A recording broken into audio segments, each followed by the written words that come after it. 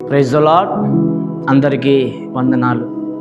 ఈరోజు దేవుని వాక్యం అనే కార్యక్రమానికి మీకు అందరికీ ఆహ్వానం తెలియజేస్తున్నాను. నేటి మూల వాక్యముగా అపోస్తుల కార్యములు 10వ అధ్యాయము 2వ వచన భాగాన్ని చదువుకుందాం. అతడు తన ఇంటి వారందరితో కూడా దేవుని యందు భయభక్తులు గలవాడయుండి ప్రజలకు బహుధర్మము చేయుచు ఎల్లప్పుడూ దేవునికి ప్రార్థన చేయువాడు. చూడండి ప్రియులారా, లేఖన భాగంలో గమనిస్తే ఇటలీ పటాలమనబడిన పట్టణములో శతాధిపతి అయినటువంటి ఒక భక్తిపరుడు కొర్నేలి ఉండెను. భక్తిపరుడైనటువంటి కొర్నేలి తన యొక్క కుటుంబ జీవితంలో ఎలా ఉన్నాడంటే, తన కుటుంబముతో కలిసి దైవ భయము భక్తి కలిగి ప్రార్థన చేసేవాడుగా ఉన్నాడు అని లేఖనం మనకి ఇక్కడ సెలవిస్తుంది. ప్రతి దినము కూడా, ఎల్లప్పుడూ ప్రతి దినము కూడా కుటుంబముతో కలిసి ప్రార్థన చేసేవాడు అని దేవుని యొక్క లేఖనము సెలవిస్తుంది. మత్తయి సువార్త 18వ అధ్యాయము 20వ వచనంలో మనం గమనిస్తే దేవుని లేఖనం ఈ విధంగా వ్రాయబడి ఉన్నది. చూడండి, ఏలయనగా 2-3 నా నామమున ఎక్కడ కూడి ఉందరో అక్కడ నేను వారి మధ్యన ఉందునని చెప్పాను అని రాయబడినటువంటి మాటలు మనం చూస్తున్నాం. ఈ కొర్నేలి కుటుంబము 2 ఉన్నా 3 ఉన్నా 4 ఉన్నా ఎంతమంది ఉన్నా కుటుంబముగా వాళ్ళు కూడి ప్రార్థన చేస్తూ ఉన్నారు.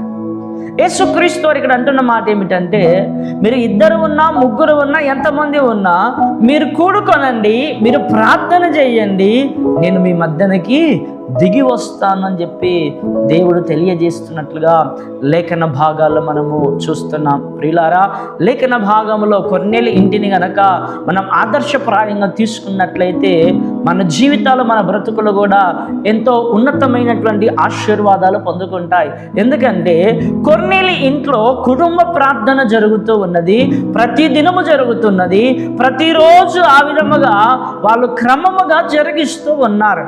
ఆ విధంగా క్రమముగా ప్రతిదినము జరిగిస్తున్నటువంటి ఆ కూడికలోనికి, వారింట్లో జరుగుతున్న కుటుంబ కూడికలోనికి దేవుడు దిగి వచ్చాడు.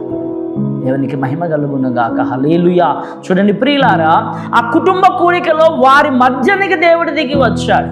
నీ జీవితంలో, నీ బ్రతుకులో నీవు, నేను, మనమందరము పాటించవలసింది ఏమిటంటే కుటుంబ ప్రార్థన. నీ కుటుంబ ప్రార్థనలో నువ్వు కుటుంబంతో కలిసి ప్రార్థన చేసినప్పుడు దేవుడు నీ గృహములోనికి, దేవుడు నీ హృదయములోనికి, దేవుడు నీ జీవితములోనికి వస్తాడు అనే విషయాన్ని దేవుని లేఖనాలు ఇక్కడ చాలా స్పష్టముగా తెలియచేస్తున్నాయి. నా నామమున మీరు కూడుకొనండి. కనుక ప్రియులారా, కొర్నేలి కుటుంబము పరిశుద్ధ గ్రంథంలో లిఖించబడడానికి గల కారణం ఏంటంటే, దేవుని యందు భయభక్తులు గలవాడై ప్రతిదినము కుటుంబ సమేతముగా ప్రార్థన చేస్తున్నాడట. ఆయన ఒక్కడే భక్తిపరుడు కాదట, కుటుంబీకులందరూ భక్తిపరులు అని వాక్యం సెలవిస్తుంది. ఇదేమైనప్పటికీ కొర్నేలి ఇంటిలోనికి దేవుడు దిగి వచ్చాడట. కొర్నేలి ఇంటిలోనికే కాదండి, మీరు ఎవరైనా సరే, ఎక్కడైనా సరే ఆయన నామమున నువ్వు కూడుకుంటే, నీ సంఘములో కానీ నీ కుటుంబంలో కానీ నువ్వు కూడుకుంటే 2-3 ఉండాలి. 100 మంది కూడా అవసరం లేదు. 2-3 4 ఎంతమంది అయినా కూడుకొని ఉన్నప్పుడు వారి మధ్యనికి దేవుడు దిగి వస్తాడట.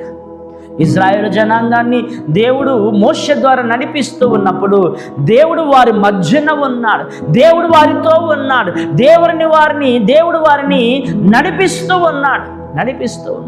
ఆ నడిపిస్తున్నటువంటి సమయంలో, ఆ నడిపిస్తున్నటువంటి సందర్భంలో లేఖన భాగంలో మనం గమనించినట్లయితే దేని వాక్యం సెలవిస్తూ ఉన్నది, వాళ్ళు ఆకలి వేసిందంటే వాళ్ళ అవసరాలు తీర్చారు, అయా దాహం వేసిందంటే వారి అవసరాలు తీర్చారు. కారణం ఏంటంటే దేవుడు వారి మధ్యన ఉన్నాడు, దేవుడు వారితో ఉన్నాడు, దేవుడు వారిని నడిపిస్తూ ఉన్నాడనే విషయాన్ని దేవుని లేఖనాలు సెలవిస్తున్నాయి. ఇజ్రాయేల్ ప్రజల మధ్యన దేవుడి నివాసం చేశాడట. ఇజ్రాయేల్ ప్రజల మధ్యన దేవుడి నివాసం చేసినప్పుడు వాళ్ళ జీవితంలో కని విని ఎరగని అద్భుతాలు వారు చూశారు.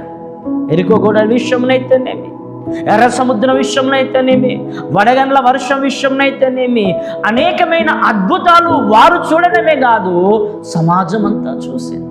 దానికి కారణం ఏంటంటే దేవుడు వారి పక్షముగా ఉన్నాడు. కనుక ప్రియులారా, దేవుడు నీ ఇంట్లో ఉండాలా, దేవుడు నీ గృహంలోనికి రావాలని నువ్వు కోరుకున్నట్లయితే, ఒకవేళ ఈ రోజు వరకు నీ కుటుంబంలో కుటుంబ సమేతంగా ప్రార్థన చేస్తలేవేమో, కుటుంబ సమేతంగా మోకాలు వంచండి, కుటుంబ సమేతంగా కూడుకొనండి, కుటుంబ సమేతంగా ప్రార్థన చేయండి, కుటుంబ సమేతంగా అడగండి.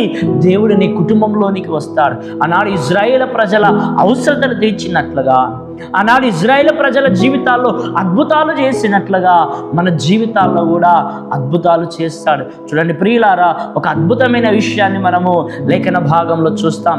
దేవుడు మన మధ్యన లేకపోతే ఏం జరుగుతుంది, దేవుడు మన మధ్యన ఉంటే ఏం జరుగుతుంది అనే ఒక విషయాన్ని నేను చదివించాలని ఆశపడుతున్నాను. చూడండి ద్వితీయోపదేశకాండము 31వ అధ్యాయము 17వ వచన భాగాన్ని చదువుకుందాం. కావున నా కోపము ఆ దినమున వారి మీద రగులుకొనిను, నేను వారిని విడిచి వారికి విరోధినగుదును, వారు క్షీణించిపోవుదురు, విస్తారమైన కీడులు ఆపదలు వారికి ప్రాప్తించును. ఆ దినమున వారు మన దేవుడు మన మధ్య నుండకపోయినందున గదా ఈ కీడులు మనకు ప్రాప్తించెననుకొందురు. చూడండి ప్రియులారా, ఇక్కడ లేఖన భాగంలో మనం గమనిస్తే వాక్యం ఒక అద్భుతమైన విషయాన్ని తెలియజేస్తూ ఉన్నది. దేవుడు మన మధ్యన లేడు గనక ఈరోజు అపజయం పాలైపోయాం. ఈరోజు మన కీడులు జరుగుతున్నాయి, ఆపదలు జరుగుతున్నాయి, ప్రమాదాలు జరుగుతున్నాయి. ఈరోజు ఈ ఆపదలు, ఈ కీడులు మనకు రావడానికి గల కారణం ఏమిటి అని అంటే, దేవుడు మన మధ్యన లేడు. దేవుడు మన మధ్యన లేడని చెప్పే వాళ్ళు ఆలోచిస్తున్నారు, మాట్లాడుకుంటున్నారు.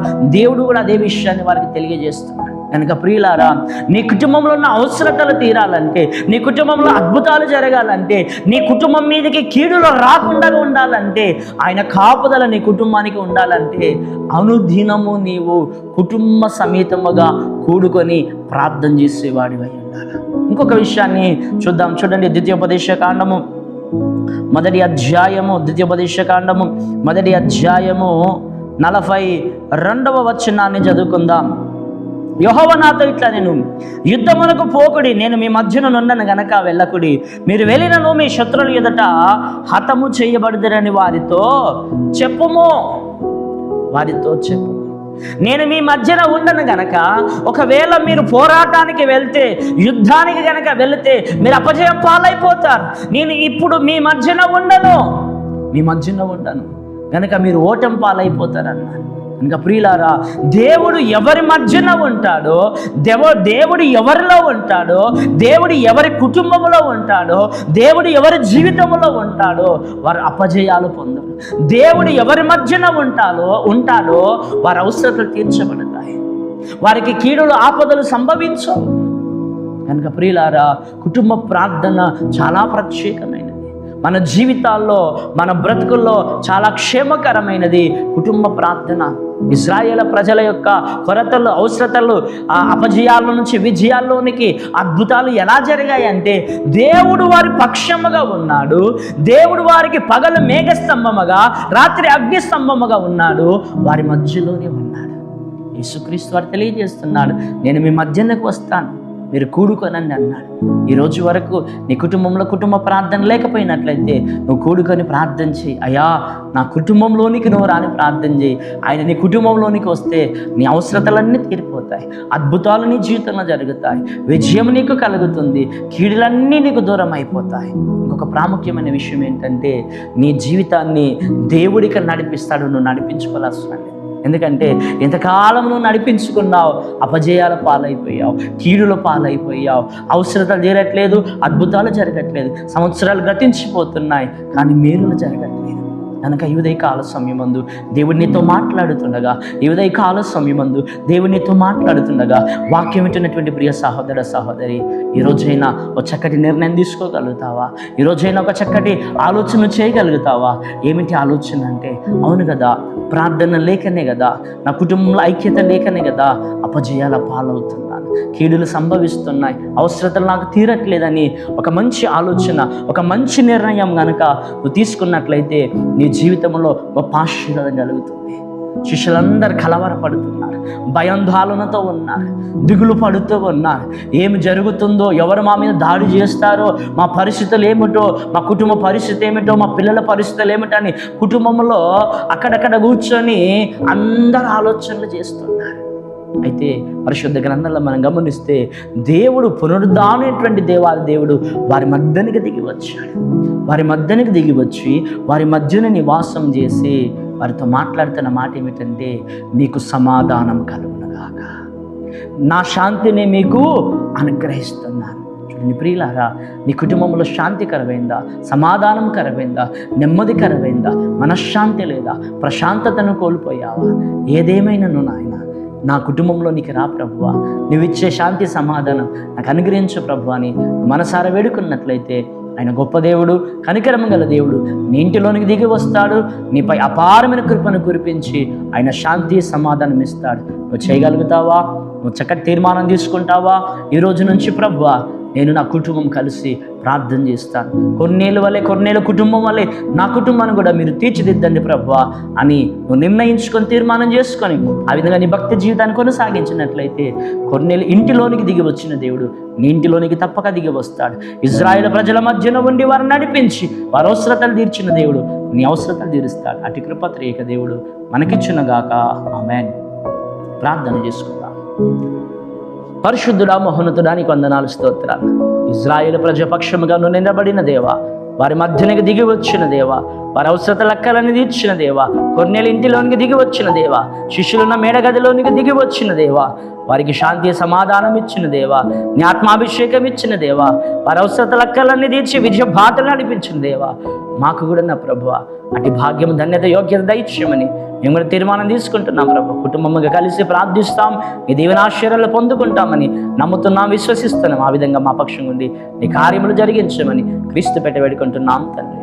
ఆమేన్.